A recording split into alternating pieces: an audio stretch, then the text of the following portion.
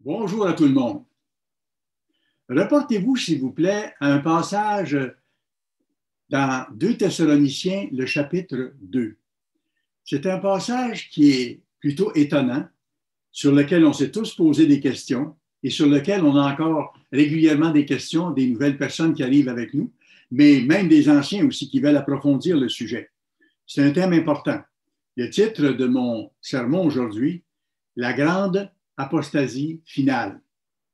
L'apôtre Paul, dans ce passage-là, indique clairement qu'au temps de la fin, juste avant le retour de Christ, il va se passer 2 événements mondiaux majeurs, juste avant le retour de Christ. Premièrement, un rejet total du vrai Dieu des cieux et de la vérité biblique fondamentale. Première chose. Deuxième chose, l'entrée en scène d'un imposant personnage religieux très charismatique que la Bible appelle le faux prophète. Alors, regardons ce que dit 2 Thessaloniciens, le chapitre 2, verset 3. Et je vous suggère de mettre un signet dans votre Bible, un petit papier, pour revenir facilement à ce passage-là, parce qu'on va s'y référer au cours du sermon.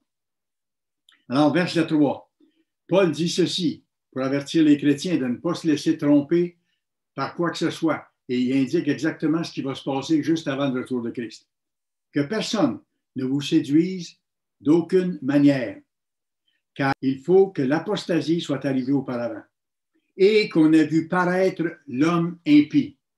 Certaines versions vont dire l'homme du péché. C'est le faux prophète, celui qui rejette vraiment la loi de Dieu, le fils de la perdition.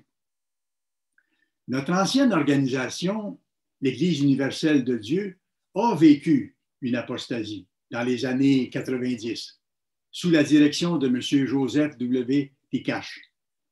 Et cette Église a fini à ce moment-là par rejeter, par abandonner les doctrines bibliques de base du vrai christianisme.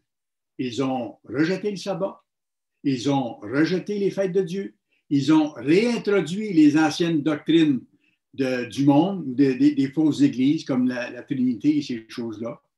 Ils ont réintroduit les fêtes païennes et ils sont retournés de façon générale dans le protestantisme. Heureusement, le Christ avait dit que sa petite église ne serait jamais détruite. Il y a un petit noyau des véritables serviteurs de Dieu qui se sont réunis autour de M. Meredith, Roderick Meredith, un évangéliste ordonné par M. Armstrong dans le temps. Et ils ont continué l'œuvre d'annoncer l'Évangile. Mais après l'implosion de l'Église universelle de Dieu, il y a plusieurs petits groupes qui en sont sortis et qui ont formé des petites églises avec toutes sortes d'idées souvent erronées et non bibliques. Et c'est le cas en ce qui concerne le passage dont je vous parle aujourd'hui, 2 Thessaloniciens 2 et le verset 3. Certains ont dit, par exemple, que cette apostasie-là ne pouvait arriver que dans l'Église de Dieu, que ça ne pouvait pas arriver aux protestants, ni aux catholiques, ni aux autres groupes d'allégeance chrétienne. Parce que selon eux, ils avaient déjà quitté la vérité. Mais le raisonnement n'est pas exact, vous allez voir. Il y a un autre groupe qui enseigne qu'il s'agit uniquement là d'un événement passé. Ce n'est pas futur. Alors que c'est un événement futur, que ça doit arriver juste avant le retour de Christ. Troisièmement, il y en a d'autres parmi ces petits groupes-là qui pensent que l'apostasie dont Paul parle dans le verset qu'on parle maintenant, c'est justement celle qui serait arrivée dans les années 90 dans l'Église universelle de Dieu sous Joseph Tkach et que M. Tkach aurait été l'homme du péché, l'impie, le grand faux prophète. Mais c'est faux et c'est facilement démontable parce que M. Tkach n'a fait aucun prodige ni aucun miracle. Alors que le grand faux prophète, au temps de la fin, va faire des grands prodiges, de sorte que toute la terre sera en admiration. On verra ça tantôt. Et pourquoi ce n'est pas exact? C'est aussi par le fait que cet événement-là, l'apostasie, La petite apostasie, je devrais dire, qui est arrivée dans l'Église universelle de Dieu à l'époque, ça fait plus de 30 ans que ça s'est produit. Donc, ce n'est pas juste avant le retour du Christ. L'apostasie dont Paul parle, elle est immense. Elle est mondiale. C'est un mensonge mondial qui sera répandu et cru. Et ce sera juste avant le retour de Christ. Et ça impliquera beaucoup plus qu'une toute petite église. Remontons un petit peu dans l'histoire. Dieu a appelé M. Herbert W. Armstrong, qui a été pasteur général de l'Église universelle de Dieu pendant plusieurs dizaines d'années. Et on sait, l'histoire le prouve, que Dieu a révélé par M. Armstrong plusieurs vérités bibliques et qu'il a donné à ce serviteur-là de comprendre des choses fantastiques que l'on comprend encore aujourd'hui grâce à son enseignement et qu'on peut vérifier. Parce que Dieu révèle à ses serviteurs les choses qui doivent arriver. Alors, M. Armstrong a expliqué clairement le passage de 2 Thessaloniciens 2, verset 3, dont on parle aujourd'hui. Et la position de la vraie Église de Dieu à ce sujet-là, elle n'a jamais changé. Je vous cite ici une lettre couvrière que M. Armstrong a écrite il y a très longtemps, le 11 novembre 1949. Il disait ceci: « Le Christ a prophétisé une apostasie de son message, c'est-à-dire un rejet de son message. Paul a confirmé qu'il y aurait abandon du message de Jésus, comme on voit ici. Les églises populaires vont se détourner de la vérité pour s'attacher à des fables. Les églises populaires, c'est-à-dire un événement considérable qui va englober l'ensemble des églises du monde. M. Armstrong en a parlé encore dans son article Plain Truth About Easter, qui a été publié en 1973 et qui avait été publié auparavant en 1957. On peut retrouver ça dans ses écrits. Il disait ceci: « Jésus et les apôtres ont annoncé un grand abandon de la vérité de la part de la vaste majorité des gens. » Voyez-vous, ce n'est pas un petit événement qui concerne un petit groupe de personnes. Une apostasie populaire universelle de la foi. Donc, la vraie foi va disparaître. Il va rester seulement un petit groupe qui aura la vraie foi et dont Dieu va s'occuper de façon particulière. Alors, voyez-vous, l'apostasie dont Paul parle, cette grande apostasie, ça ne touche pas seulement le petit troupeau de Dieu, l'Église de Dieu. D'ailleurs, on ne s'y rapportera pas, mais Apocalypse 12, verset 9, affirme que Satan a séduit toute la terre, de toutes sortes de façons. Il a inventé à travers les humains toutes sortes de religions imaginables. Il a séduit toute la terre. Et ce sera spécialement vrai, surtout lors de sa dernière grande manœuvre pour séduire le monde juste avant le retour du Christ. Ce sera énorme, plus que dans l'histoire. Et cette apostasie-là va atteindre son point culminant à la toute fin, juste avant le retour du Christ. Le sermon que je vous donne aujourd'hui, j'en ai tiré l'essentiel d'un message qui m'a frappé de la part du docteur Douglas Winnail. Ce message-là a pour titre « The Falling Away ». « The Falling Away ». Il a été présenté il y a quelques années. On peut le retrouver sur nos sites Internet ou sur YouTube. Ceux qui comprennent l'anglais, vous pourrez aller voir et puis compléter la recherche que je vous présente aujourd'hui. Je reviens à M. Armstrong. Dans une émission radiophonique en 1982, M. Armstrong disait encore: « L'apostasie n'impliquera pas un petit nombre de personnes. Le monde entier sera séduit. Selon la Bible, cet événement reste à venir. Et c'est encore le cas aujourd'hui pour nous, parce que ça doit arriver juste avant le retour de Christ. » D'ailleurs, ça a été confirmé par notre vieil évangéliste qui est toujours là, M. Richard Ames, qui a confirmé la même chose en disant qu'il s'agit d'un phénomène universel qui doit se produire dans les derniers jours. Alors, il y aura une apostasie accompagnée d'une action intense d'un faux prophète. du grand faux prophète qui est annoncé. Et ça va se passer en même temps, au même moment. Certains, encore là, se trompent en prétendant que c'est deux événements séparés dans le temps. Non, ces deux événements-là vont arriver en même temps dans le temps. Et l'apôtre Paul nous dit bien à différents endroits de prouver toute chose. Et c'est pour ça que je vous donne le message aujourd'hui, pour qu'on se fonde sur ce que la Bible dit, sur ce que l'histoire nous montre et ce que la prophétie annonce, pour qu'on soit solide quand ces choses-là vont arriver. Maintenant, pour comprendre davantage, regardons les définitions possibles du mot apostasie. Si vous allez dans une concordance, par exemple la concordance de Strong, Strong définit le mot apostasie en ce sens: une désertion, s'en aller de, une rébellion contre quelque chose, le fait d'abandonner quelque chose. Si vous allez, par exemple, dans le dictionnaire biblique illustré Holman, H-O-L-M-A-N, c'est défini l'apostasie comme étant un acte de rébellion, le fait d'abandonner ce en quoi on a cru. Alors, voyez-vous, ça touche le même sens, là. Maintenant, juste pour aller plus loin, on va regarder comment certaines versions françaises de la Bible présentent ce mot-là. Nous, dans la version Louis II qu'on vient de lire, c'est écrit « Il faut que l'apostasie soit arrivée auparavant ». Si vous allez, par exemple, dans la version Osterval, ça dit « Il faut que la révolte soit arrivée auparavant ». Alors, voyez-vous, on parle d'une révolte. Ça, c'est contre quelque chose, contre quelqu'un. Cette grande révolte-là sera contre le grand Dieu des cieux. Si vous allez dans la version français courant, ça dit « Car il faut que la révolte finale soit arrivée auparavant ». Voyez-vous, une dernière grande révolte.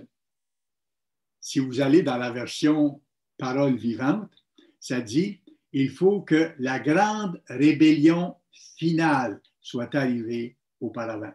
Alors, voyez-vous, tout ça indique l'atmosphère de la situation et ce qui doit se produire.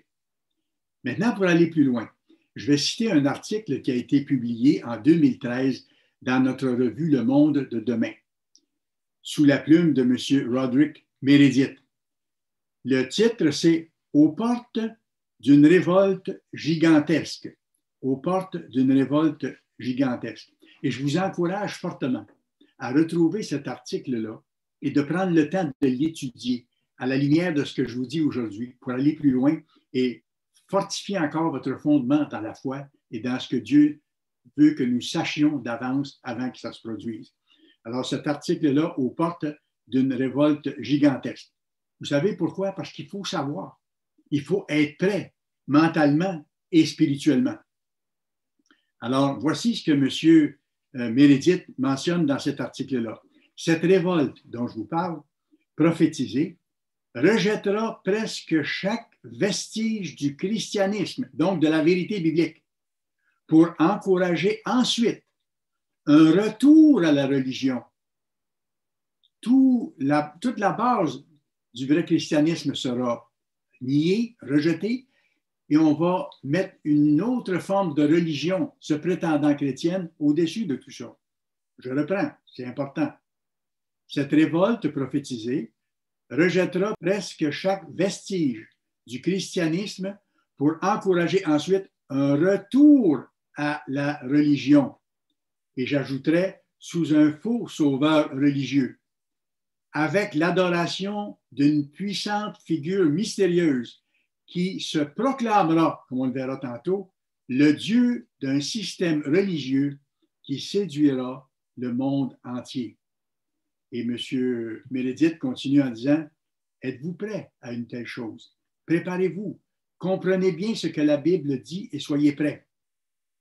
Il y aura donc une religion d'apparence chrétienne, mais qui n'aura pratiquement rien de la vérité biblique fondamentale. C'est ça qui s'en vient. Et on le voit commencer à se développer encore de plus en plus rapidement. Je continue la citation de M. Meredith. Nous sommes forcés de constater qu'à peu près chaque vestige du véritable christianisme biblique est attaqué. Et cette attitude s'amplifiera jusqu'au déclenchement d'une rébellion massive contre le Dieu de la Bible. C'est très clair. Ça a été annoncé en 2013 là, et on le voit s'accomplir de plus en plus. Nous le voyons. On voit cette tendance prendre de la force dans nos nations et sur la face de la terre en général. Il y a même certains commentaires bibliques, c'est intéressant de voir. Il y a certains commentaires bibliques qui décrivent cette apostasie de 2 Thessaloniciens 2:3 avec une certaine justesse, même si ce n'est pas inspiré par Dieu, mais en analysant la Bible, ils mettent ensemble les morceaux du casse-tête et ils comprennent un peu ce qui s'en vient. Regardez ce que Expositors Bible Commentary déclare. 2 phénomènes remarquables domineront la première phase du jour du Seigneur, apostasie et apparition de l'impie. L'apostasie, une rébellion, désigne un abandon délibéré d'une ancienne position ou d'une ancienne croyance. Ce sont les conditions pour que les gens, spécialement ceux qui se disent chrétiens, se détournent de Dieu. Voyez-vous? Ce mouvement mondial anti-Dieu sera si étendu qu'il se méritera l'appellation l'apostasie, et non pas une apostasie, mais l'apostasie, sous-entendu la grande ou la plus grande apostasie. Je continue. La présence d'une telle apostasie et d'un Dieu de contrefaçon n'échappera pas à l'observation internationale. Ce sera connu internationalement et ça affectera l'ensemble de la planète. Et c'est pour ça que Paul insiste en disant aux chrétiens, ne soyez pas séduits, soyez proches de Dieu, étudiez la Bible chaque jour, restez proches de Dieu, soyez solidement fondés pour ne pas être surpris, pour ne pas être déstabilisés quand quelque chose d'aussi gros, avec un impact aussi grand sur toute la planète, va se produire. Cette apostasie sera énorme. Elle sera des plus impressionnantes. Ce n'est pas l'apostasie dans une toute petite église. C'est une apostasie mondiale. Allez maintenant à Apocalypse chapitre 13. Et là aussi, je vous inviterai à mettre un petit papier ou un signet dans cette page-là aussi, parce qu'on reviendra à l'occasion. Ce sera plus facile pour vous. Alors, allez à Apocalypse chapitre 13. Alors, juste avant le retour du Christ, donc, il y a 2 choses précises qui doivent se produire. Et ces 2 choses-là sont simultanées et sont reliées, comme on va voir. Et ça va impliquer 2 personnages clés qui vont jouer un rôle concernant toute la planète. La Bible en parle comme de 2 bêtes. La première bête, c'est un puissant dictateur européen, comme Hitler, mais beaucoup plus puissant qu'Hitler et beaucoup plus efficace aussi, comme on verra. Et là-dessus, je vous donne tout de suite une autre partie de l'article de M. Meredith, que je vous ai mentionné tantôt, sur la grande révolte qui s'en vient. Lors de la Seconde Guerre mondiale, Adolf Hitler, qui était un précurseur de ce dictateur final, donc un symbole, si vous voulez, ou un représentant du dernier dictateur de l'Empire romain qui paraîtra bientôt, mais qui sera beaucoup plus puissant qu'Hitler. Donc, lors de la Seconde Guerre mondiale, Adolf Hitler, qui était un précurseur de ce dictateur final, n'a pas été capable de manipuler ni de mettre la pression sur les autres dirigeants européens pour obtenir leur soumission. Au contraire, c'est par la force que la puissante armée d'Adolf Hitler a vaincu ces nations en déferlant sur l'Europe. C'est ce qui s'est passé. Mais au temps de la fin, M. Meredith précise, mais au temps de la fin, par des manœuvres politiques ou plus probablement sous la pression financière, ces dirigeants européens, dont les nations appartenaient jadis à l'Empire romain, donneront leur puissance et leur autorité à cette bête qui s'élèvera bientôt. L'Empire romain reconstitué une dernière fois sous un dictateur puissant qui va faire la pluie et le beau temps à la grandeur de la planète. Et regardez comment c'est fascinant. C'est en 2013 que M. Meredith a écrit ça et il dit que ce sera possiblement sous des pressions financières que cette union des 10 nations ou groupes de nations du temps de la fin va se faire. Et regardez ce qui vient de se produire à partir de 2019-2020 avec COVID-19. Ça a créé tellement de problèmes qu'il y a et il y aura des répercussions financières énormes. Les pays sont rendus dans un endettement épouvantable. Et la situation économique pour chacun est rendue intenable. Et M. Meredith avait dit, c'est possiblement sous une pression financière que ces 10-là vont aussi venir ensemble pour donner leur pouvoir à un grand dictateur qui va mener la barque. Dieu révèle à ses serviteurs d'avance les choses qui s'en viennent. Alors, je reviens à ça. Donc, il y aura deux personnages clés que la Bible appelle des bêtes, deux bêtes. Une première bête, un puissant dictateur européen, et la deuxième bête, un puissant chef religieux. Et ils vont collaborer étroitement. On le voit très bien dans Apocalypse 13, verset 12, où il est question ici de la deuxième bête, c'est-à-dire du faux prophète, du grand chef religieux. Elle, cette deuxième bête-là, exerçait toute l'autorité de la première bête en sa présence. Elle travaillait avec. Et elle obligeait la terre et ses habitants à adorer la première bête, à donner leur allégeance et leur admiration et leur adoration à cet empereur qui va diriger du point de vue militaire et politique, alors que le faux prophète va collaborer avec lui. Alors, le dictateur européen et le faux prophète seront directement aussi, ça il faut le noter, c'est pour ça qu'ils auront un succès fantastique, ils seront inspirés et soutenus directement par Satan. Et comme c'est la dernière grande manifestation pour étendre le mensonge à toute la planète, Satan va mettre le paquet. Et c'est pour ça que ça aura tant de succès. Maintenant, je vais un petit peu plus loin pour qu'on comprenne bien de qui il s'agit et qu'est-ce qui va se passer. On va parler un petit peu de l'impie, du faux prophète, de l'homme du péché. Ça, c'est l'Antéchrist. On a une émission d'ailleurs sur l'Antéchrist qui est révélatrice. 2 Thessaloniciens 2, le verset que je vous ai mentionné. Allons maintenant au verset 4, où on parle maintenant de cet impie, de ce faux prophète. Il est, verset 4, l'adversaire qui s'élève au-dessus de tout ce qu'on appelle Dieu ou de ce qu'on adore. Voyez-vous, il va s'élever au-dessus de tout ça. Il va jusqu'à s'asseoir dans le temple de Dieu. Ça va se réaliser. Et plusieurs d'entre nous seront témoins de ça.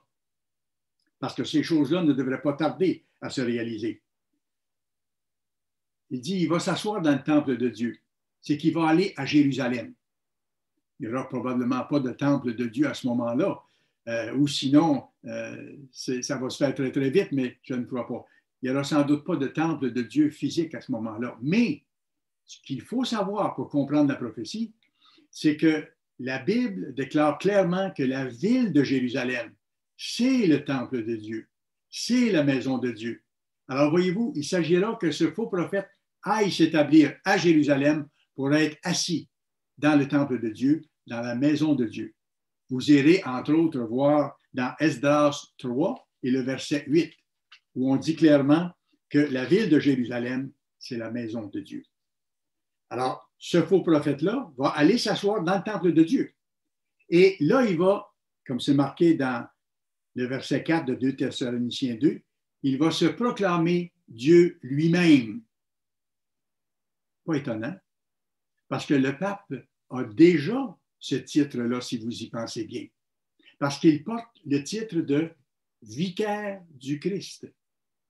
Qu'est-ce que veut dire le mot vicaire? Vicaire veut dire remplaçant. Déjà, il porte le titre de remplaçant du Christ, donc celui qui prend la place du Christ. Alors, ce n'est pas surprenant qu'il se proclamera lui-même Dieu. D'ailleurs, si vous regardez comme il faut, cet homme-là se fait appeler Saint-Père, le Saint-Père, alors que ce titre-là appartient exclusivement au gouverneur de l'univers, qui est le Saint-Père, le Père Saint, le Père du Christ et le Père de la famille qu'il est en train de se développer. Il n'y a pas un homme qui peut s'arroger ce titre-là, mais ça donne des indications. Et ce faux prophète-là va faire des prodiges extraordinaires. Ce n'est pas surprenant que la terre va le suivre et va le suivre dans son invitation à suivre le dictateur politico-militaire. allez dans Apocalypse 13. On va lire le verset 13 et 14. Verset 13. Ce faux prophète opérait de grands prodiges, cette deuxième bête, jusqu'à faire descendre du feu du ciel sur la terre à la vue des hommes. Imaginez la réaction de la planète quand tout ça va être rendu manifeste sur les réseaux sociaux, que cet homme-là aura accompli un prodige extraordinaire par la puissance de Satan, mais ce sera attribué à sa puissance. Et elle séduisait les habitants de la terre par les prodiges qui lui étaient donnés d'opérer en présence de la bête, en présence de la première bête, du dictateur de l'Empire romain. Et là, je reviens à l'article de M. Ménédite qui en parle. Il dit ceci. Ces deux personnages deviendront si puissants et si influents que des milliers de ministres des grandes religions du monde se joindront à eux avec leurs fidèles. Ils seront séduits par la plus grande supercherie que le monde ait jamais connue. Fantastique que M. Ménédite a été inspiré d'annoncer ça il y a plusieurs années et nous, on le voit se préparer et ça confirme les passages bibliques qu'on a vus. Et ces deux grands personnages-là, l'empereur de cet empire romain ressuscité et le grand faux prophète, vont s'élever, vont se glorifier chacun et vont blasphémer Dieu tous les deux. Même mentalité, pourquoi? Parce qu'ils sont inspirés par le même adversaire de Dieu, par Satan, qui va mettre tout le paquet. Ils vont s'élever eux-mêmes et ils vont blasphémer Dieu. Ça, on le voit, pas besoin de vous y reporter. Je vais vous citer Daniel 11, verset 36. Notez simplement la référence, vous lirez plus tard. Daniel 11, verset 36, en parlant du dictateur en question, le roi, ce dictateur-là, fera ce qu'il voudra. Il s'élèvera, voyez-vous, il va s'élever. Il se glorifiera au-dessus de tous les dieux et il dira des choses incroyables contre le Dieu des cieux. Ce sera puissant, ce sera fort. Et l'humanité sera témoin de ces choses-là. Et ça va renforcer son rôle et renforcer le rôle du faux prophète. Maintenant, allez un peu plus loin, Apocalypse 13. Vous êtes déjà dans Apocalypse. On va lire les versets 5 à 8 où on décrit ce que ce dictateur-là va faire contre Dieu et contre le peuple de Dieu. Verset 5, Apocalypse 13. Et il lui fut donné une bouche qui proférait des paroles arrogantes et des blasphèmes. Il sera inspiré par l'adversaire. Il lui fut donné le pouvoir d'agir pendant 42 mois, 3 années et demie, la grande détresse.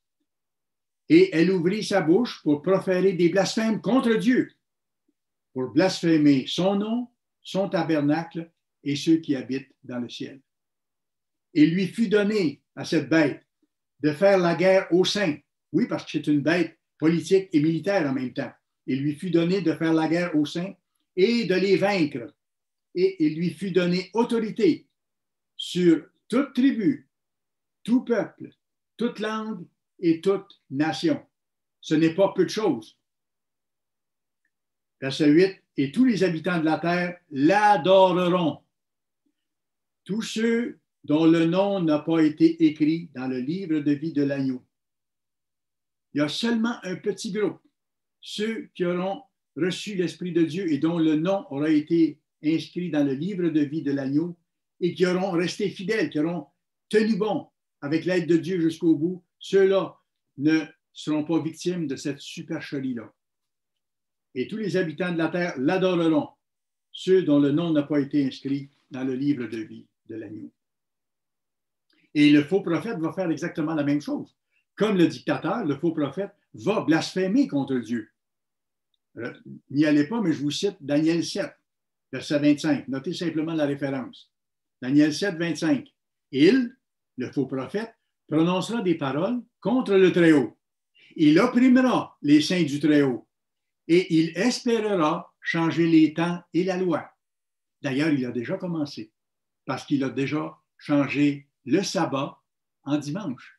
Il a changé l'observation du jour saint de Dieu en adoration du jour du soleil, Sunday. Il a déjà commencé à changer la loi et les temps. Il espérera changer les temps et la loi.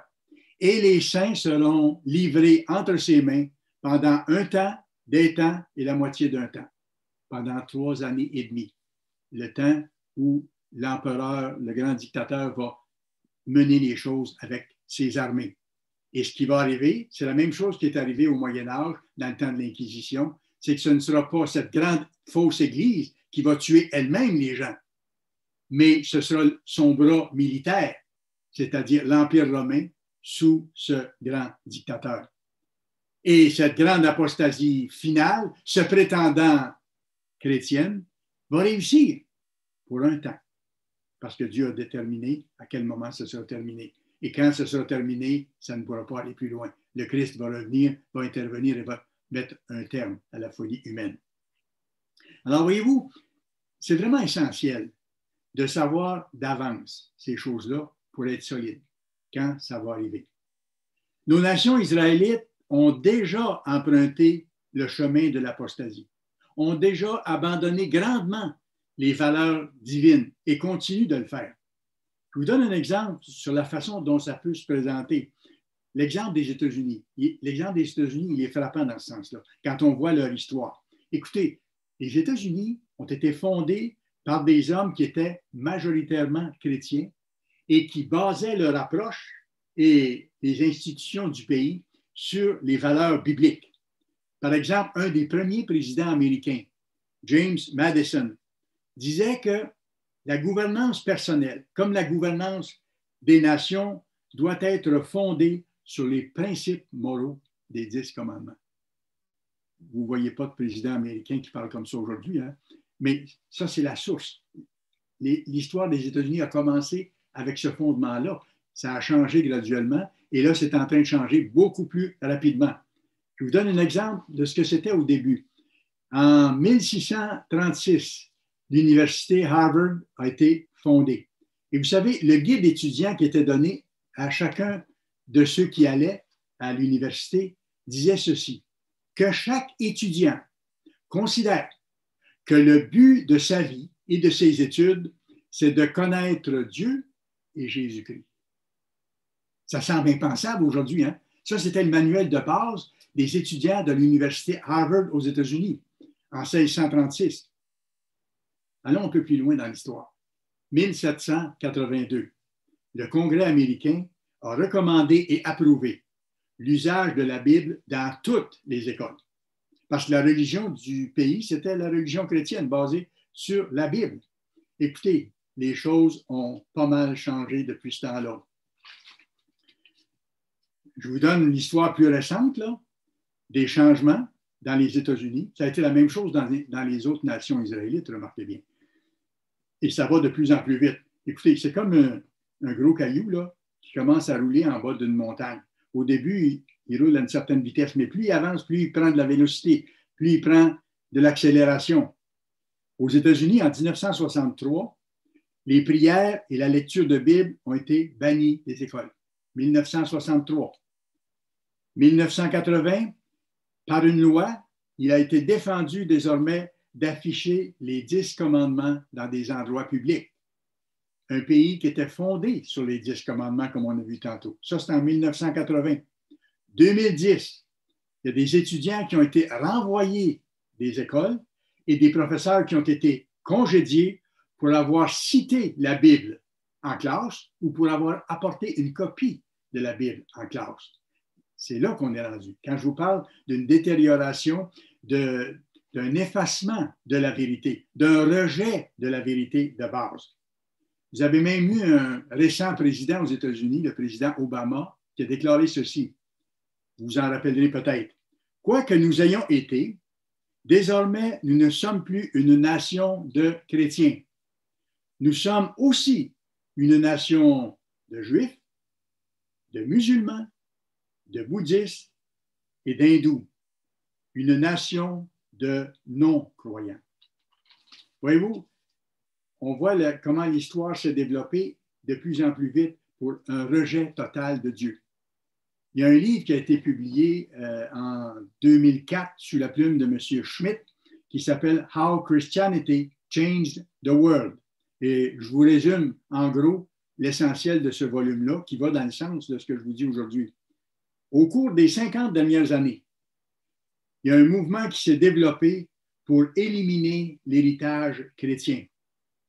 Je donne des exemples. Pour redéfinir le mariage, par exemple, que le mariage ne doit plus être réservé simplement entre un homme et une femme. Pour faire la promotion du mariage entre gens de même sexe, pour faire la promotion de l'homosexualité comme étant un style de vie alternatif au choix. Alors voyez-vous, ça rejette les valeurs fondamentales bibliques qui sont vraiment inscrites clairement dans la Bible. Ce mouvement-là vise à éliminer l'héritage chrétien et il est en marche. Et ça va plus loin parce que ce mouvement-là, comme ce monsieur Schmitt écrit dans son livre, tend même actuellement à criminaliser la pratique du christianisme.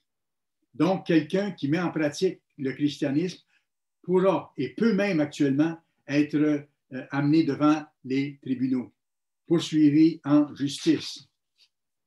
Je vous donne des exemples dans 2 autres pays israélites que les États-Unis, même où c'est le même phénomène qui se passe, le même scénario. L'Angleterre et la Finlande. Ça a apparu dans notre nouvelle et prophétie du 13 mai 2021, dans le petit rapport que l'Église fait chaque semaine. Ça a été publié dans African Mag le 5 mai 2021. Et je cite, « Récemment, à Londres, un prédicateur de 71 ans a été arrêté, menotté et emprisonné pour avoir prêché publiquement, à partir du livre de la Genèse, que le mariage doit être entre un homme et une femme. Il a été arrêté et emprisonné dernièrement. Je vais plus loin. Toujours en Angleterre, l'aumônier d'une école chrétienne a été signalé à une agence gouvernementale de lutte contre le terrorisme comme étant un extrémiste religieux potentiellement violent et renvoyé pour avoir prêché un sermon informant les étudiants qu'ils pouvaient être en désaccord avec les nouvelles politiques LGBT qui étaient contraires à leurs croyances. Ça a été publié dans christianconcern.com le 9 mai 21. Et je vais du côté de la Finlande, qui est un autre pays israélite.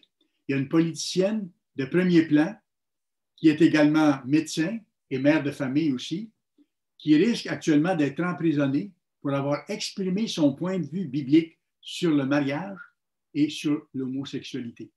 Et ça a été publié sur évangélique.info le 13 mai 2021. Alors, voyez-vous que l'Occident, le monde occidental, n'est pas entré seulement dans une phase post-chrétienne, mais est entré dans une ère anti-chrétienne. Absolument. C'est là qu'on est rendu. Et croire en la Bible, ça devient un crime. On est rendu loin.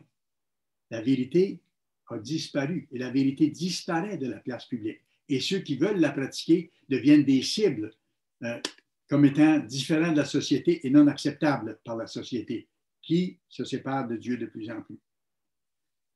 L'apostasie prophétisée sera un mouvement mondial anti-Dieu ou anti-vrai Dieu. On va parler de Dieu, mais pas du vrai Dieu. Et ce mouvement-là est moussé par les activités concertées du dictateur européen et du faux prophète, qui seront guidés et soutenus par Satan. Dieu le permet, ça fait partie de son plan. Dieu avait dit à l'humanité, faites vos religions, faites vos choix, bâtissez vos systèmes d'éducation, vos systèmes économiques. Vous allez voir que sans moi, ça va aller simplement de désastre en désastre. Et si je n'intervenais pas, à la fin, vous vous détruiriez tous. Et c'est ce que Dieu va faire. Il va intervenir, mais à la toute fin. Là, pour le moment, il laisse aller les choses. Alors, cette grande apostasie dont je vous parle aujourd'hui, elle séduira le monde entier et va pousser le monde à rejeter les fondements du christianisme de la Bible. Bien sûr, comme je mentionnais, ils vont sans doute parler de Dieu, ils vont utiliser son nom et ils vont parler de Jésus-Christ, ils vont parler au sujet de la Bible, mais sans être en accord avec la Bible. Ils seront en désaccord avec la Bible, sans enseigner ce que le Christ a enseigné. Ce sera une fausse religion de façade, mais qui sera séduisante. Un événement colossal. Absolument. C'est ce qui s'en vient. Il faut s'attendre à des choses énormes. Il faut se préparer. Et c'est pour ça que je vous invite à lire l'article que M. Meredith a écrit aux portes d'une révolte gigantesque et d'aller écouter aussi, ceux qui comprennent l'anglais, le sermon de M. Winnail dont je m'inspire aujourd'hui, de Falling Away. Ça vaut vraiment la peine.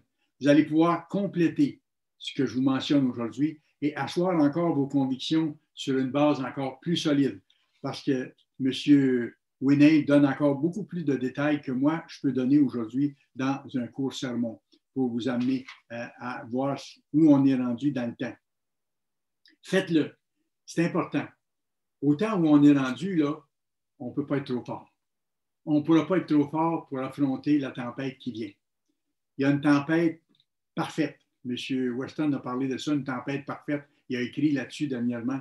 Il y a une tempête parfaite qui approche, à différents égards, au point de vue sociétal, au point de vue de la société, au point de vue économique, et par-dessus tout ça, au point de vue religieux, de sorte que l'humanité va se dissocier complètement de Dieu. Elle sera coupée totalement du vrai Dieu. Elle en parlera beaucoup, elle fera beaucoup de choses en ce qui concerne ça, mais des choses contraires à Dieu, en rejetant au fond le vrai Dieu. Et les conséquences de ça seront considérables et horribles. Mais nous qui sommes appelés maintenant, il faut voir le privilège que ça nous donne et en même temps la responsabilité. La bénédiction qu'on a de connaître d'avance ces choses-là, que Dieu a révélées à ses serviteurs. À M. Armstrong, il y a de nombreuses années, et la position de l'Église, elle est la même, comme je vous ai dit. Et ensuite, M. Meredith a enseigné exactement les mêmes choses. Et là, on voit M. Gerald Weston, qui est en charge de l'Église du Dieu vivant, enseigner exactement les mêmes choses avec Dr. Winnail, avec M. Ames et les autres dans l'Église, parce que les fondements n'ont jamais changé. La vérité biblique, elle reste toujours la même.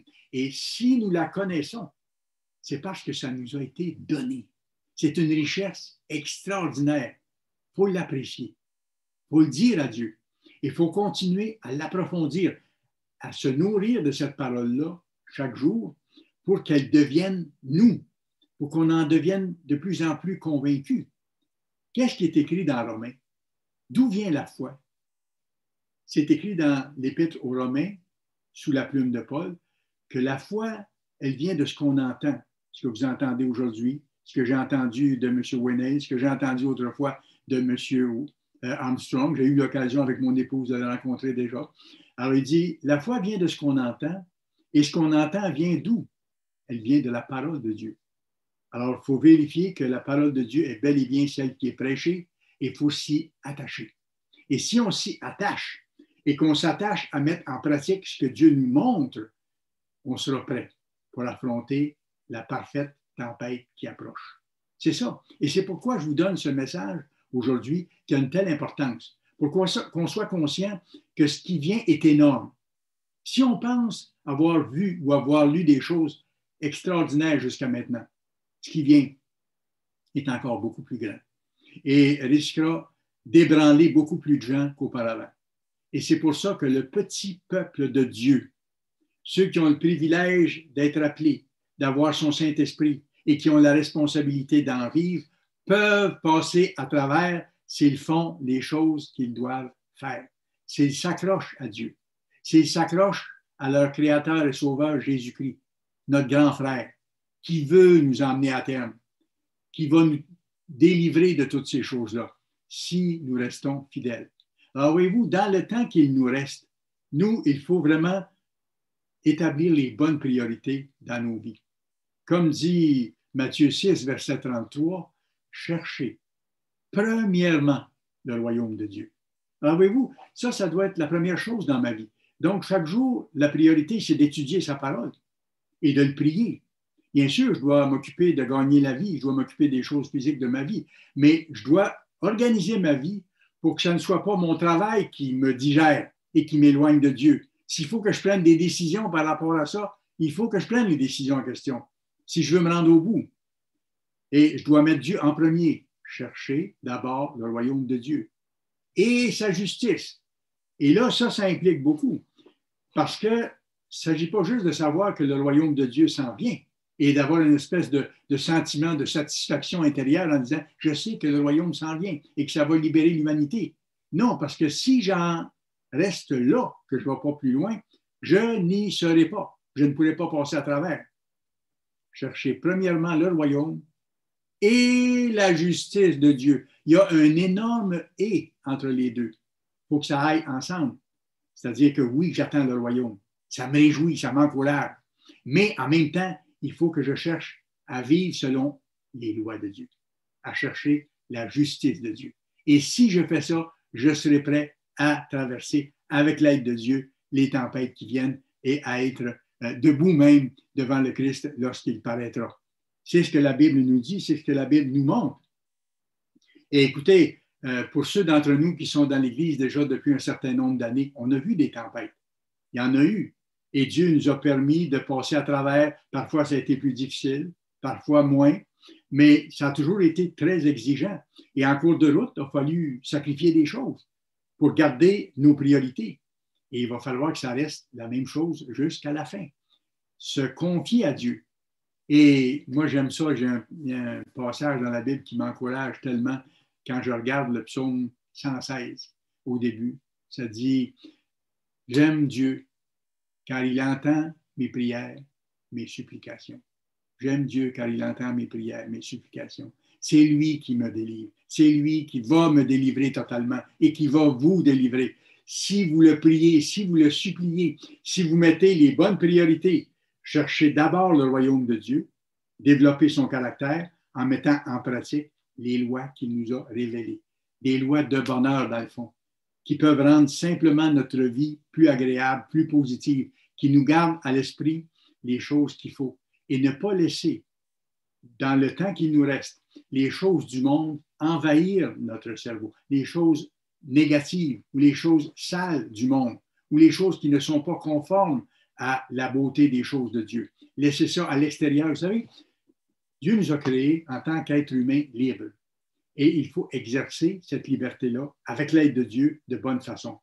Et le premier combat qu'on a amené, c'est de ne pas laisser entrer dans notre esprit les choses négatives, les choses contraires aux lois de Dieu. Parce que si nous les laissons entrer et que nous les entretenons, ça devient nous et ça nous éloigne de Dieu, veut pas. Et on devient faible à ce moment-là et on devient vulnérable.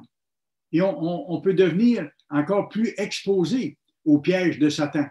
Alors, c'est pour ça qu'il faut livrer le bon combat au point de départ dans notre esprit et dans notre cœur. Ne pas laisser entrer les choses contraires aux lois de Dieu, contraires aux valeurs de Dieu qu'il nous a montrées dans sa parole. La foi vient de ce qu'on entend vient de la parole de Dieu. Je dois m'en nourrir chaque jour, je dois parler à Dieu chaque jour et que le principal de ma vie maintenant, ce soit de mettre l'accent sur Dieu et sur le fait de développer son caractère. Oui, gagner ma vie dans ce qui n'est pas contraire aux lois de Dieu, mais d'une façon équilibrée, que ce ne soit pas mon travail professionnel qui prenne toute ma vie. Il faut que ça soit équilibré. Alors, voyez-vous, on a des décisions à prendre, mais on doit demander l'aide de Dieu. Parce que seul, on a énormément de misère à prendre les bonnes décisions régulièrement.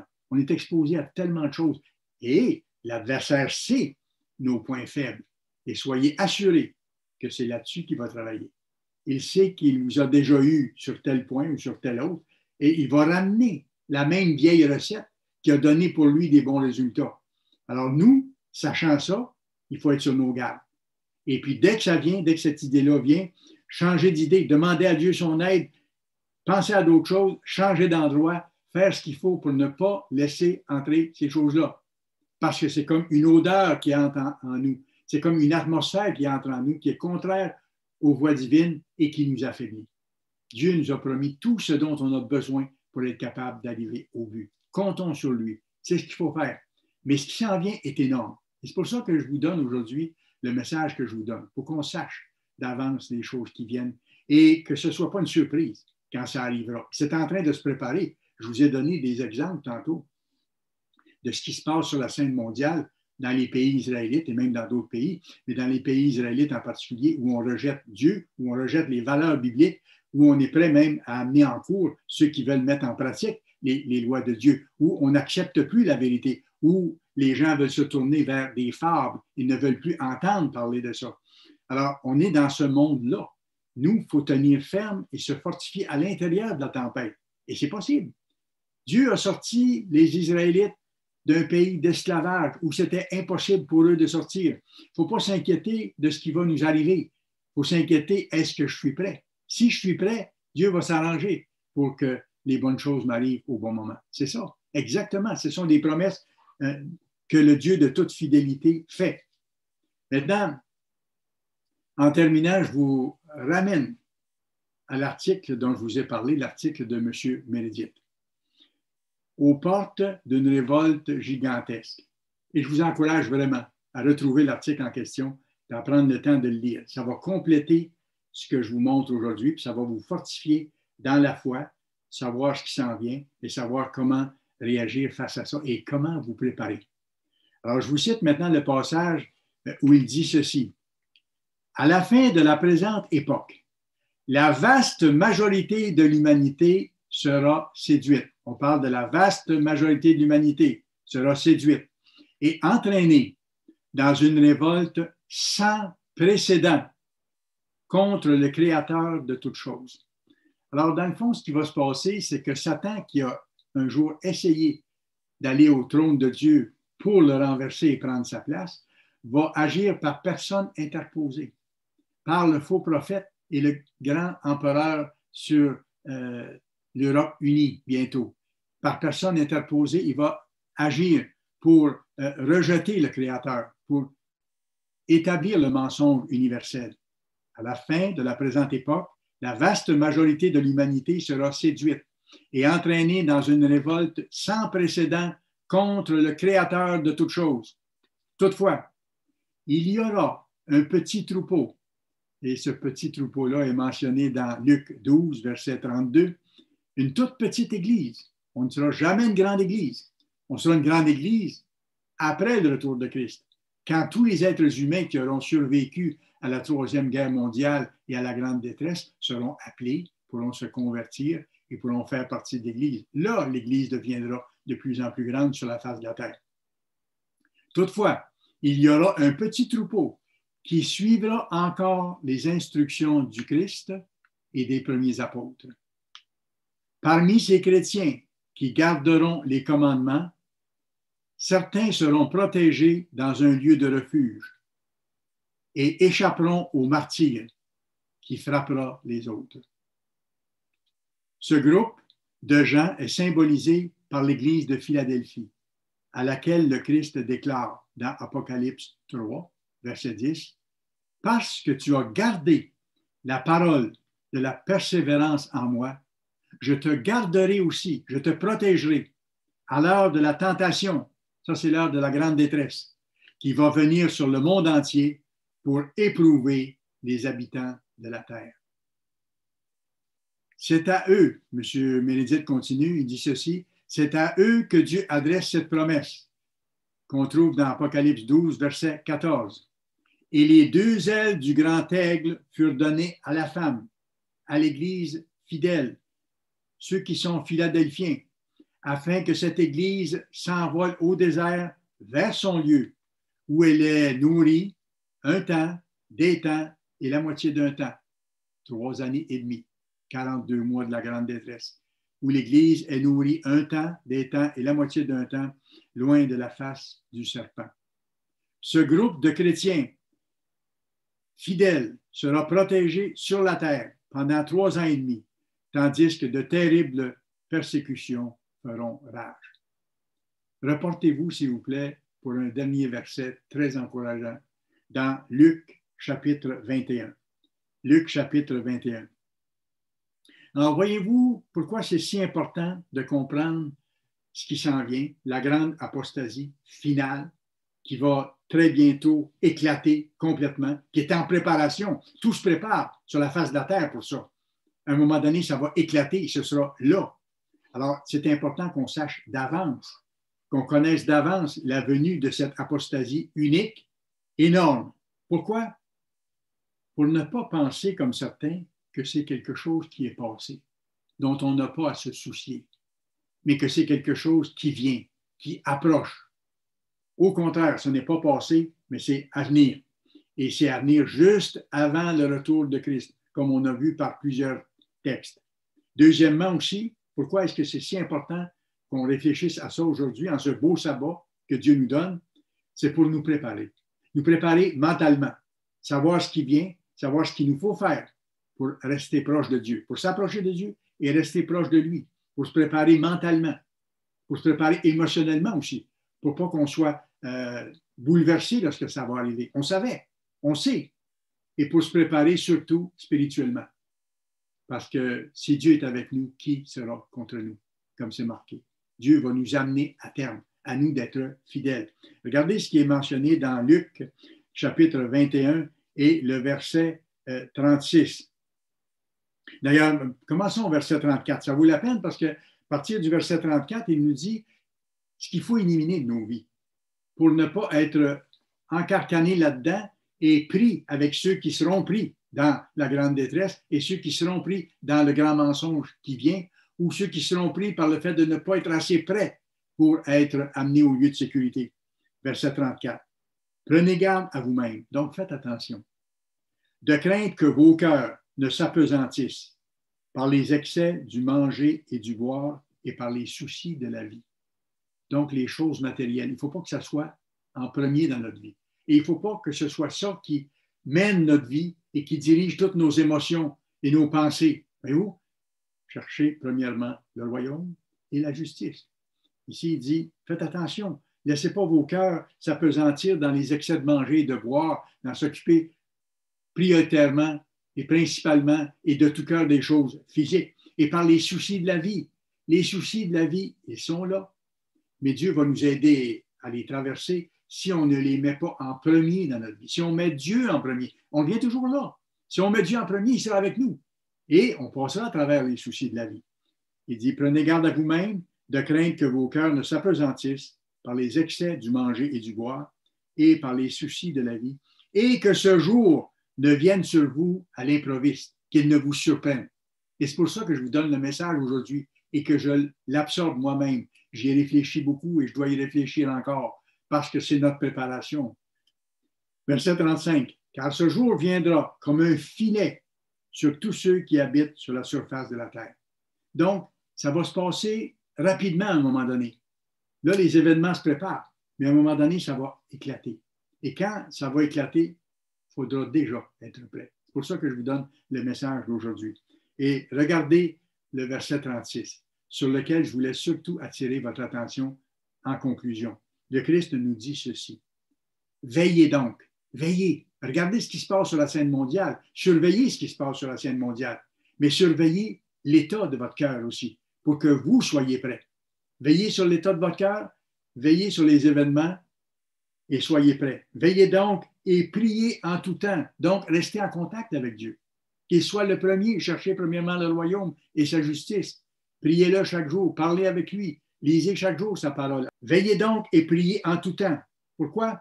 Afin que vous ayez la force d'échapper à toutes ces choses qui arriveront, parce qu'elles vont arriver, et de paraître debout, donc vivant, devant le Fils de l'homme. Voilà les paroles très encourageantes de la part du chef suprême de l'Église, notre grand frère Jésus-Christ, qui revient très bientôt.